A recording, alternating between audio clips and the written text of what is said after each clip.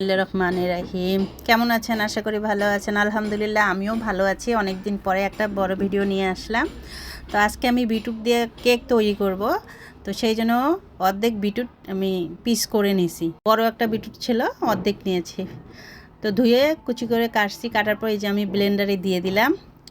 তো ওখানে আমি 2টা ডিম দিছি, ফ্রিজ থেকে অনেক আগে বাইর করে রাখছি। রাখার পর ঠান্ডা একদম চলে গেছে। তারপর আমি 2টা ডিম এখানে দেব।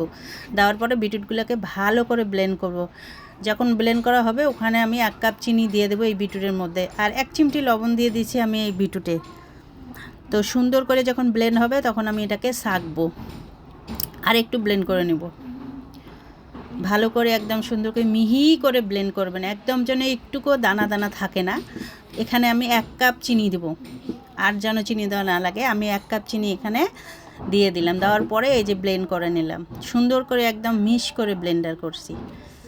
তো আমার পরে আবার লাস্টের দিকে 2-3টা বাদাম দিছি, ওটা আর কি ব্লেন্ডার করা হয় নাই, মিহি হয় নাই একদম। এই দেখেন আমি ছাঁকনি দিয়ে ছাঁকছি, একটুও দানা দানা থাকবে না। খালি যে ডিম দেওয়ার কারণে একটু যে ফোম ফোম হয়েছে, একটু একটু ফেনাটা আর কি থাকবে, তাছাড়া আর কোনো কিছু থাকবে না। সব কিছু সুন্দর মতো একদম ছাঁকনি দিয়ে কিন্তু পড়ে গেল। খুবই সুন্দর করে ব্লেন্ডার করছি, মানে এত সুন্দর ব্লেন্ড হয়েছে, কোনো দানা দানা নাই। তো এই যে ছাঁকনি দেওয়ার পরে এই যে বাকি যে উপকরণগুলো লাগবে সেগুলো, ঘি নিয়েছি, 2টা ডানু নিয়েছি, 1/2 কাপ সুজি নিয়েছি, 1 কাপ ময়দা নিয়েছি, ওটা আমি চালে নিছি। তারপরে এখানে হলো আপনার ইনো নিছি 1 প্যাকেট।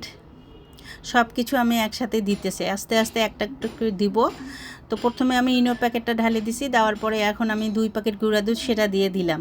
দেওয়ার পর ভালো করে মিক্স করব, সুন্দর করে ভালো করে লাড়াচাড়া করার পরে যখন মিক্স হয়ে যাবে, এখন আমি উপর থেকে আস্তে আস্তে সুজিগুলো ঢালবো আর লাড়বো, সুন্দর করে লাড়বো, একদম ভালো করে মিক্স করব সুজিগুলো দিয়ে। একটু সময় নিয়ে কাজটা করতে হবে, যেহেতু কেক বানানোর কাজটা অনেক সময় লাগে করতে। এখানে 1/2 কাপ সয়াবিন তেল ছিল, আমি সেটা দিয়ে দিলাম।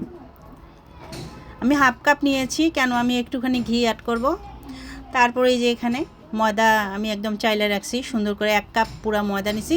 যখন আমি ময়দা চালছি 3বার, তখন আমি ওখানে 1/2 চামচ বেকিং পাউডার দিয়ে দিছি। চালার সময় আমি দিয়ে দিছি। বড় টেবিল চামচের 1 টেবিল চামচ আমি ঘি দিলাম। দেখেন মেয়ে উল্টা পাশে ঘোরাচ্ছে। তারপরে এই যে এখানে সুন্দর মতো সব কিছু দিয়ে ভালো করে আমি একদম মানে সুন্দর করে একদম ডোটা রেডি করে ফেললাম। একদম পাতলা যেরকম হাওয়া লাগে কেকের, সেরকম করে ফেলছি। এইদিকে একটা বাটির মধ্যে সুন্দর করে পেপার কেটে মানে দেওয়ার পরে তেল ব্রাশ করে নিয়েছি। এখানে আমি অর্ধেক দিব আর অর্ধেকটা রাখবো আমি প্যানকেক বানার জন্য। তো এখানে বেশি অর্ধেক আমি এখানে কেকের জন্য দিব, আর বাকি অর্ধেক আমি প্যানকেক বানাবো।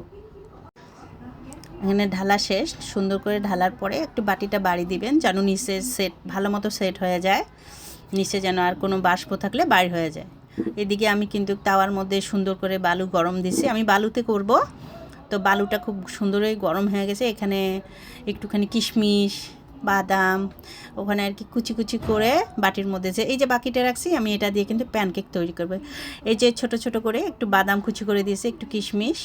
তো এখন আমি বালু গরম হয়ে গেছে, তো আমার কাছে স্ট্যান্ডটা আর কি হারাই গেছে। তো চুলার আমি একটা দিয়ে এই যে আমি বসাই দিলাম কেকটা।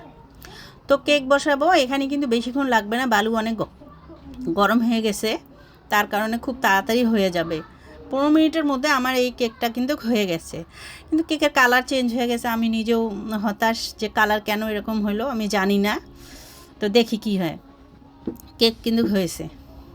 এখন আমি নামাই যে বাটির চতুর্পাশে কিন্তু দেখবেন যে কেকের বাটি থেকে কেক আস্তে আস্তে আস্তে আস্তে ছাড়িয়ে দিছে, সাইডগুলোতে কিন্তু লেগে নাই, একটুখানিও লাগে নাই। তারপরও হালকা একটু ঘুরায়া আমি কাটটা দেখাবো। গরম অবস্থায় কিন্তু আমি কাটবো, ঠান্ডা আর কি করি নাই অত সময়, আমাদের আবার একটু ধৈর্য সহ্য কম, সেই জন্য সময় আর কি খুব তাড়াতাড়ি করার জন্য এই যে। কিন্তু এখানে হলুদ হয়ে গেল কেকটা, আমি নিজেও বুঝতে পারলাম না যে বিটরুটের কালার কোথায় চলে গেল। কারো যদি জানা থাকে অবশ্যই জানাবেন যে কালার কেন এরকম হলো, হলুদ কালারে হয়ে গেল কেন, আমি নিজেও হতাশ। তো যাই হোক, গরমে গরমে এই যে কাটছি, কাটার পরে ওখানে একটুখানি থলায় লেগে গেছে, ওটা আর কি আমি সাইড করে কেটে ফেলছি, হালকা একটু লাগছে। তো ওটা যেহেতু বাচ্চারাও খাবে না, এই যে কালারটা কিন্তু এই যে নিচটা এরকম হয়েছে ব্রাউন ব্রাউন, আর বাকি সাইডগুলো কিন্তু হলুদ হয়ে গেছে। কারো জানা থাকলে বলবেন যে বিটরুট দিয়ে কেক বানাইলে হলুদ হয়ে যায়, আমি জানি না। তো এখন আসেন, আমি যে ওখানে রাখছি সুন্দর করে, আমি যে হালকা করে অল্প একটু সরায় রাখছি যে ওটা দিয়ে আমি প্যানকেক তৈরি করব। তো আমি এখন প্যানকেকটা আপনাদেরকে বানায় দেখাই ওখানে কালার ঠিক থাকে কি না। তো এই যে আমি প্যানকেক বানাচ্ছি, সুন্দর করে দিব, দেওয়ার পরেই দেখি এখানে কিন্তু আপনি দেখবেন যে কালারটা ঠিক আছে, বেশি একটু গর্জিয়াস কালার না, কিন্তু কালার একটু বিটরুটের কালার বোঝাও যায়। এই যে কালার, এর বেশি আর খারাপ হয় নাই, কালারটা খুবই সুন্দর আসছে মাশাআল্লাহ। কেকটাও অনেক সুন্দর হয়েছে, অনেক সুন্দর হয়েছে। ওখানে হলুদ কালার হলে হবে কি, কিন্তু ওখানেও ভালো লাগছে। আর এখানে যে আমি প্যানকেক বানাইছি এখানেও কেক খুবই সুন্দর হয়েছে, এত সুন্দর ফুলছে, মানে যারা না বানায় একবার হলেও খেয়ে দেখতে পারেন যে খুবই সুন্দর হয়েছে। এই দেখেন এখানে কালার আছে, তো ওখানে আমি জানি না 15 মিনিটের মধ্যে কেকটা হয়েছে ঠিকই, কিন্তু কালারটা চেঞ্জ হয়ে গেছে, ওটা বলতে পারি না আমি। আর এখানে প্যানকেকের কালার কিছু হলেও ঠিক আছে। এই যে ভেঙে ভেঙে দেখালাম, পুরাটা একদম ফুলে উঠছে, কোনো দিকে মানে কোনো কমতি নেই কেকের মধ্যে, খুবই ভালো হয়েছে। ছেলে খাইলো, খাওয়ার পর রিভিউ দিলে যে মা খুব ভালো হয়েছে কেক। তো আপনারা যারা যারা এভাবে বানায় খাবেন, বাচ্চাদেরকে বিটরুট খাইতে চাইলে এভাবে কেক বানাবেন, সুন্দর করে বানায় বাচ্চাদেরকে খাওয়াবেন। ভিডিওটা ভালো লাগলে লাইক কমেন্ট শেয়ার দিবেন।